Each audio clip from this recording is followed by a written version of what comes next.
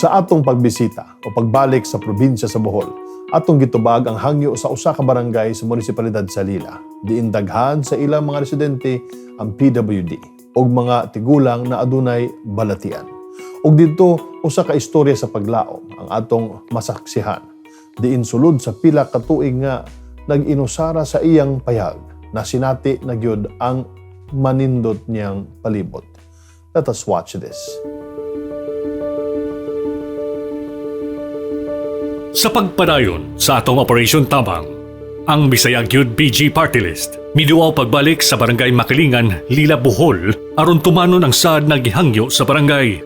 Niadtong Nobyembre 12, 2021, gitunol sa Bisaya Gyud BG Party List ngadto kang Barangay Makalingan, Lila, Bohol Kapitan Julito Cloma kauban ang pipila sa iyang konseho ug barangay health workers ang ilang gihangyo na wheelchair ug 11 ka mga sungkod na labing gikinahanglan sa ilang mga kabarangay.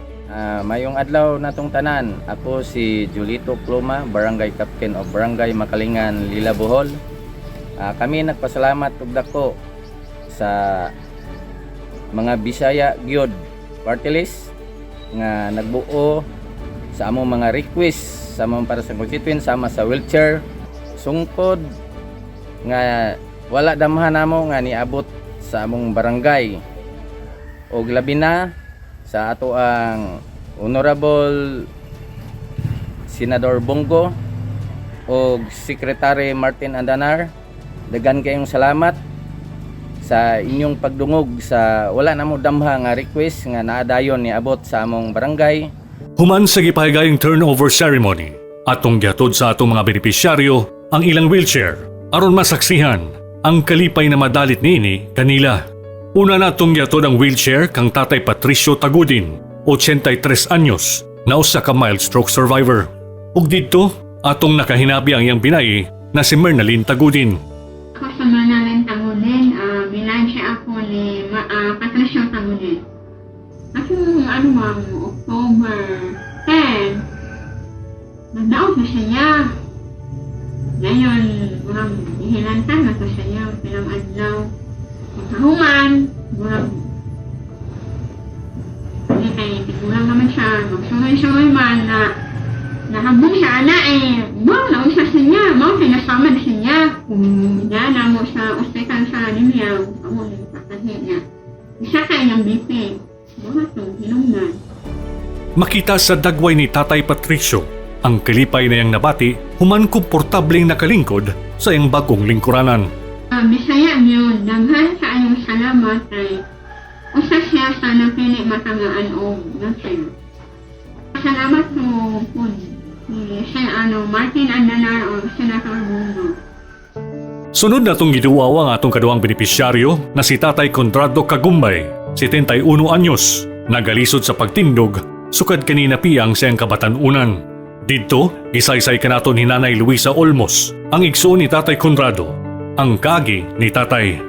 Nahitabo mo siguro anak permiro katong naghimo sila aning payag na siya nagunayog ka ng kuan atop niya na kuan ba siya na hulog ba niya mo to siguro sinugdanan siya rang diri ang nagpuyo dagha kanang pananglitag pamahaw hakdan paniudto hakdan di way paltahin ng hatod og pagkaon niya lapit sa pag-atiman gud sa iya ha. Ang plano namo kanang buhatan ta kuan kamalig aning ta kanang may mabaw na wanay ani nga hagdanan unsaon man di man akong ba ako ra usa akong banat tiguang na pud parehiyame. Sulod sa pila ka tuig nga ana lamang sulod sa iyang payag, pinagi sa paghangyo ni Nanay Luisa atong natabangan si Tatay Conrado na makagawa sa iyang puyanan aron masinati na sa kinadugayan ang iyang kagawasan. Atong napakita kang Tatay Conrado na bisan pa man sa iyang naandan na pag-inusara, anaa ang manindot na kalibutan, preskong hangin ug init na sidlak sa adlaw na naghulat kaniya aron kini iyang masinati pagbalik. Sa tumong sa atong Bisaya Gyud BG Party List na matabangan ang atong mga kaigsunang Bisaya nga nanginanglan, makita lamang ang kalipay na atong nahatag alang kanila, dako na kining rason aron kita magpadayon sa atong advokasya. Ang mahatag sa atong mga kabisaya gyud ang hingpit na serbisyo alang kanila. Nakita, anaa aron mahatag ang kamatuoran na kaniadto usa lamang nga gilauman.